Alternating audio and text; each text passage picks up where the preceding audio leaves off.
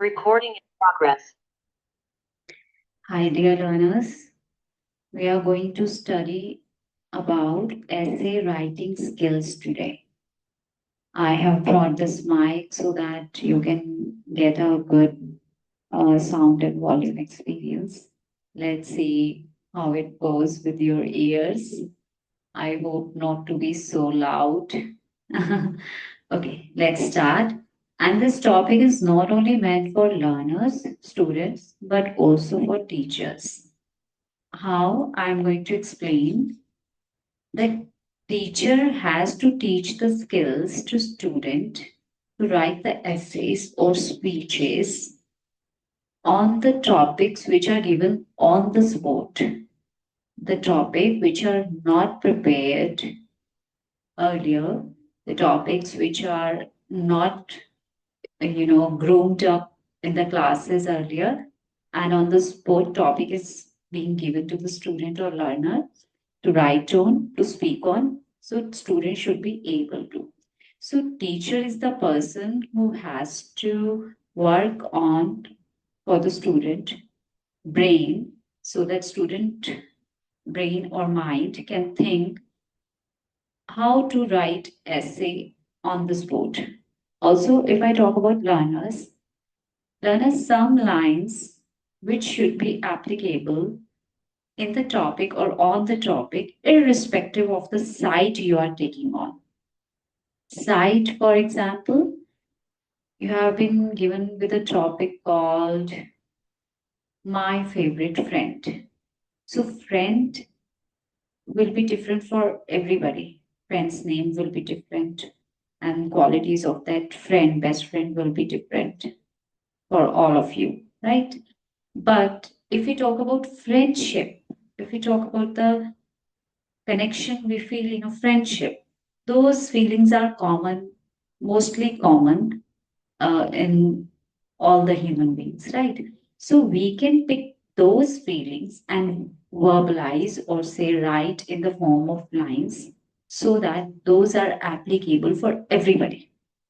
That is how, when a topic comes like this, my favorite friend or my favorite subject, you have to pick the associated terms like friendship or education in your mind and create 3 4 lines out of them, and then write your essay. And you can start with those lines, or you may end up, or you may conclude with those lines, or you may use these lines in the middle of your essay. It doesn't matter, but a good sequence should be there in your essay. Okay, अब हम थोड़ा सा explain करके इसको बात करें, तो मैं आपको ये कह रही हूँ कि अपने माइंड से, अपने ब्रेन से, अपने टॉपिक में जाकर ये पूछिए कि इसमें कौन से बायस्ड रिलेटेड मेरे थॉट्स हैं और कौन से बायस्ड फ्री मेरे थॉट्स हैं जो इस ऐसे में एप्लीकेबल हो सकते हैं। जैसे कि इस टॉपिक के जरिए हम समझते हैं what we are talking about bias free content, bias free lines, bias free notions, bias free thoughts which can be applicable to the essay irrespective of the site or specific thing you have chosen, specific feeling you have chosen for yourself to write in the essay. हम कैसे बायस free होके कुछ lines create कर सकते हैं। इधर example है my favourite language. अब आपकी फेवरेट लैंग्वेज कुछ भी हो सकती है। You can come from a background of Hindi speaking family, you can come from a background of Marathi speaking family, you can come from a background of English speaking family. So your favorite language can be anything. Hindi, English, Gujarati, Marathi, Punjabi, Telugu, right. इसमें हमारा topic ये नहीं है कि आपकी favourite language क्या होनी चाहिए या क्या नहीं होनी चाहिए या कौन सी लैंग्वेज बेटर है। Okay, we are not talking and discussing about this thing, we are just talking. एक टॉपिक ऐसा आता है जिसमें आपको माय फेवरेट लैंग्वेज करके कुछ लिखना है, तो आपको अपनी फेवरेट लैंग्वेज पे तो जाना ही जाना है, उस टॉपिक पे, उस एरिया को कवर करना ही करना है, लेकिन उससे पहले आपको लैंग्वेज टर्म को पकड़ के कुछ जनरल थिंग्स लिखनी है। ठीक है, कुछ जनरल पॉइंट्स लिखने हैं, कुछ जनरल पॉइंट सोचने हैं कि ऐसे क्या पॉइंट्स हो सकते हैं एज ए टीचर भी आप सोचो, ऐसे क्या 4 5 6 7 8 10 पॉइंट्स में अपने स्टूडेंट्स को इस पूरी क्लास में दे सकती हूँ जो सबके ऐसे पे एप्लीकेबल है, एंड उसके बाद आप उनको इंस्ट्रक्ट कर सकते हो कि ये ऐसे में एप्लीकेबल है सारी लाइंस, और उसके बाद आप अपने विचार लिखिए इस ऐसे के प्रति। ठीक है, तो चलिए एग्जाम्पल को आगे बढ़ाते हैं। My favourite language. अब इसमें आपको लैंग्वेज के बारे में पहले लिखा है कि language is God gifted. Language जो है गॉड गिफ्टेड चीज है। आपको स्पीच गॉड गिफ्टेड है, right? If you can not speak, if you are not able to speak, what you can do with the language? Nothing. So we should be in gratitude that language is God gifted. Second point is all languages are equal. Now अब हम बायस free thought अपना बता रहे हैं कि सब languages equal होती हैं। कोई हम किसी लैंग्वेज को अपर पोजीशन या लोअर पोजीशन नहीं दे सकते। तो बजाय ये लिखने के we cannot discriminate in among the languages, और मतलब कुछ ऐसा लाइन लिखने के बजाय मैंने थोड़ा उसको शॉर्ट फॉर्म दिया, all languages are equal. Then third point, I am inclined to Hindi English etcetera. इस लाइन का मीनिंग ये है, I am inclined to Hindi English etcetera more, कि आपकी अब जो भी लैंग्वेज है आप इसको यहाँ पे फिट कर सकते हो, कि अब आप अपने बारे में बता रहे हो कि मैं ज्यादा इंक्लाइंड इस लैंग्वेज की तरफ हूँ। It is my favourite expressive language. Means अगर आप ऐसा पंजाबी फैमिली से आते तो आप ऐसे लिख सकते हैं, I am inclined to Punjabi more, it is my favourite expressive language. ये मेरे एक्सप्रेशन के लिए लैंग्वेज मुझे फेवरेट लगती है, पंजाबी मेरी फेवरेट लैंग्वेज है, मैं इसकी तरफ इंक्लाइंड हूँ। अब पंजाबी की जगह आप अपनी कोई भी लैंग्वेज फिट कर सकते हो। Fourth point is no language is shallow. कोई भी लैंग्वेज शैलो नहीं है, कम नहीं है, कमतर नहीं है। मतलब कि ऐसी कोई लैंग्वेज नहीं है जिसमें गहराई ना हो, हर लैंग्वेज की अपनी डेप्थ है।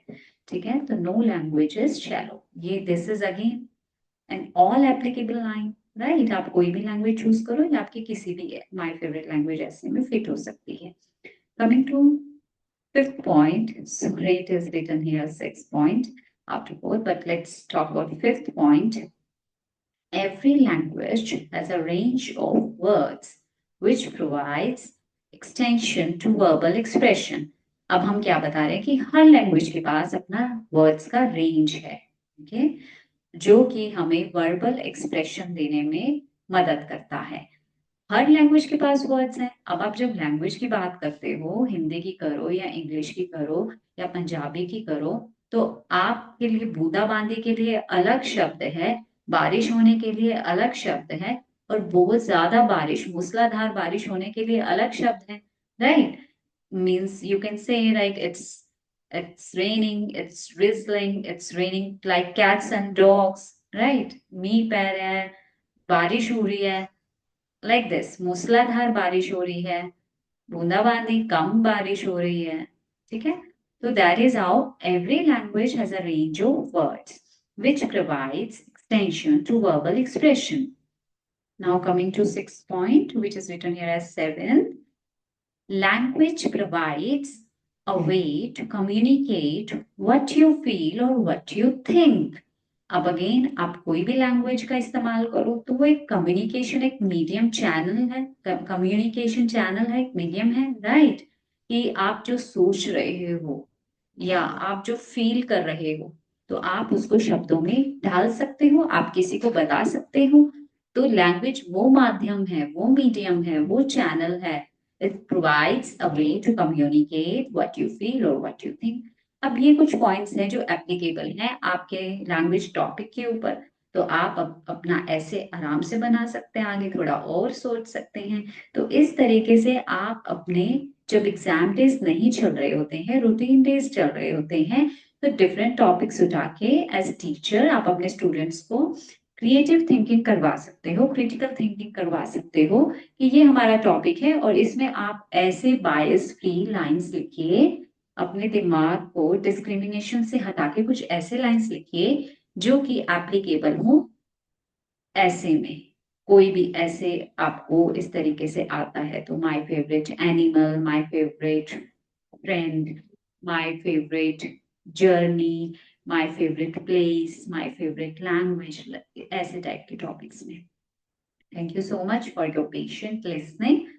और इस तरीके की वीडियोस, लर्निंग वीडियोस के साथ हम वापस आ जाएंगे, आते रहेंगे। Thank you so much.